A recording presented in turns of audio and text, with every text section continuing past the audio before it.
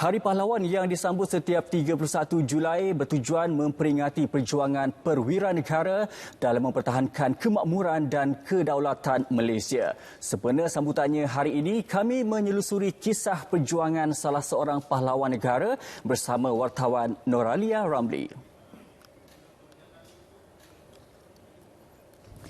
Major Jeneral Bersara Datuk Tengku Ahmad Nur Tuan Cik mula berkhidmat dalam pasukan tentera pada tahun 1978. Langkah pertama beliau menyertai Regimen Askar Wataniah sebelum ditauliahkan dalam Batalion ke-18 Pasukan Regimen Askar Melayu Diraja RAMD. Mengikuti siri latihan dari pegawai kadet hingga ditauliahkan sebagai Lieutenant Muda, dari situ timbul minat untuk menjadi tentera dan memimpin anggota.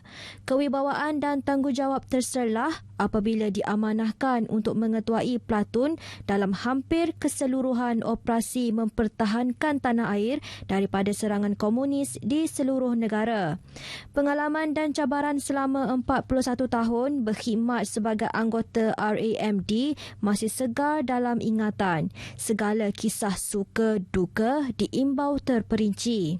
Sampai sekarang tidak boleh lupa, apabila kita memimpin anggota dan bersama-sama orang kata mengharungi paik maut dalam apa jua keadaan sekalipun, di mana kita dapat menilai apakah arti seorang tentera berada di dalam satu kelompok hanya antara kita saja. Contohnya, apabila berlakunya pertempuran, apabila berlakunya kecenderaan, tidak ada lagi orang yang nak membantu, hanya antara kawan-kawan anggota kita.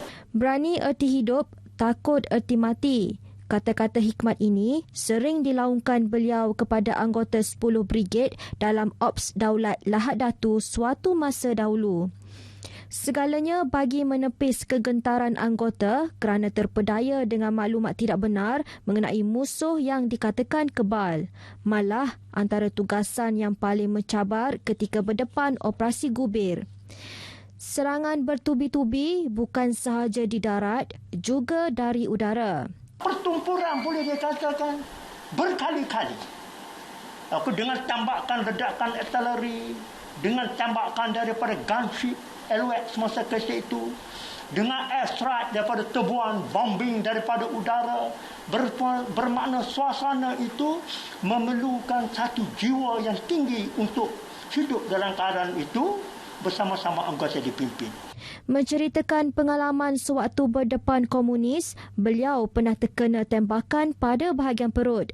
Namun, bersyukur kerana tidak mengalami kecederaan kerana hanya terkena pada jaket yang dipakai. Dan ditembak apa semua tu, saya nampak musuh tu yang memakai seluar dia ada seluar celoring dan baju dia warna koko. Dia datang nak ambil senjata saya. Dia ingat saya dah kena. Dia datang nak ambil. Dia datang dengan bawa senjata.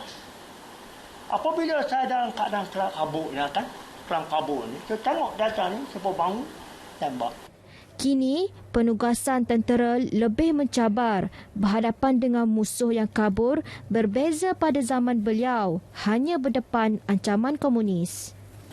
Keharmonian dan keamanan hari ini bukan mudah untuk dikecapi. Justru, hayatilah dan hargailah pengorbanan pejuang kita yang terdahulu yang mempertahankan kedaulatan negara. Selamat Hari Pahlawan kepada semua wira negara. Noralia Ramli, RTM.